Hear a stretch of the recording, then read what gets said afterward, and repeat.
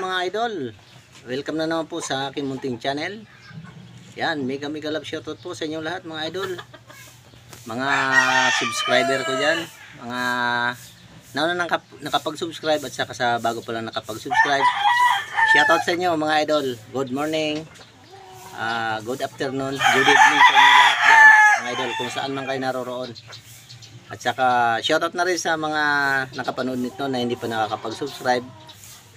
Pakisubscribe na lang mga idol, lalo na yung mga kabackyard natin dyan na bago rin sa pagmamanok. May mga counting tips tayo dito mga idol na sinishare.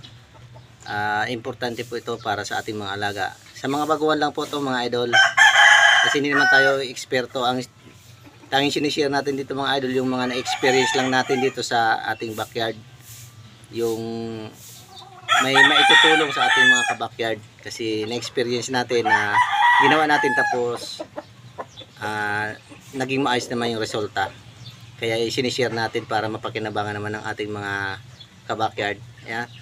Tara, samahan nyo ako mga kabakyard.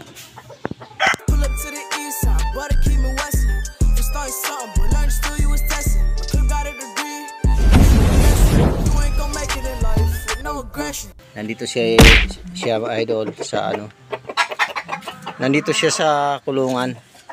Ayan, masigla naman siya oh. Ayan.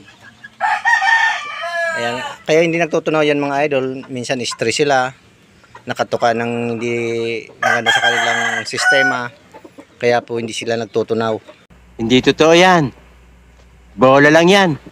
Ang gamot po dyan mga idol, True Grits. Huwag nyo na muna mga idol papakainin yan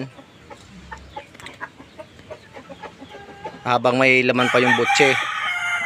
Bababaran nyo lang po ng tubig at saka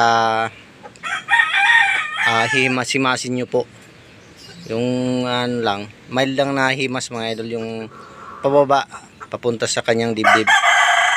Himasin yung butse pag nakainom na siya ng marami. Ayan, True Grits lang mga idol, 3 beses, 3 araw yan. Isang beses sa bibigyan nyo sa sa isang araw, isa. Yan. Okay. Ayan pong niyan, tsura ng pang last din na niya to mga idol. Yan ang True Grits. Yan po ang nilalaman yan mga idol oh, parang mga shell. Yan. Yan po ang tumutulong sa pagdurog ng kanyang kinain. Yung parang shell na yan, ayan oh. Yan, True Grits po yan mga idol. 2 beses na yan!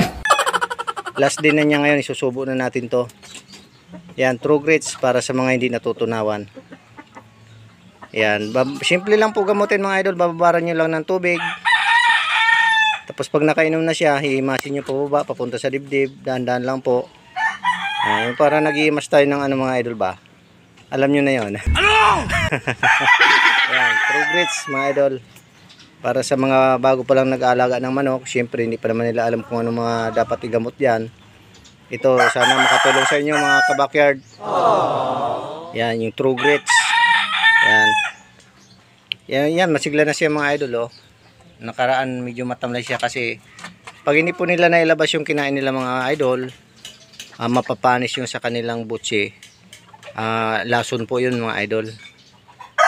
Subukan nyo mga idol magbabad ng greens.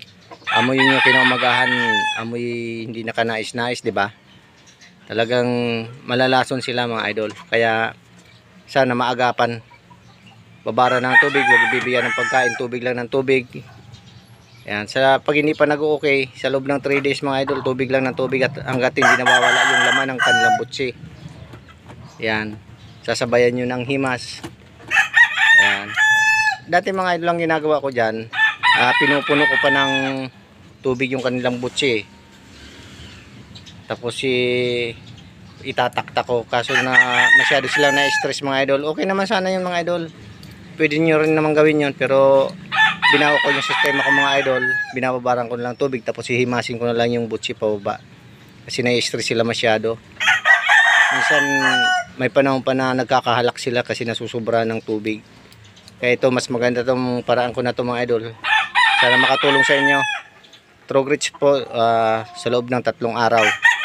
Isang beses lang po sa isang araw ang subo ng True Grits mga idol. Yan, para makatulong sa kanilang pagdurog ng mga kinain nila. Ayan, hanggang dyan na lang po mga idol ang aking video. Sana po nakatulong sa ating mga baguhang kabakyard, mag-aalaga ng manok. Ayan, bye bye po and God bless mga idol.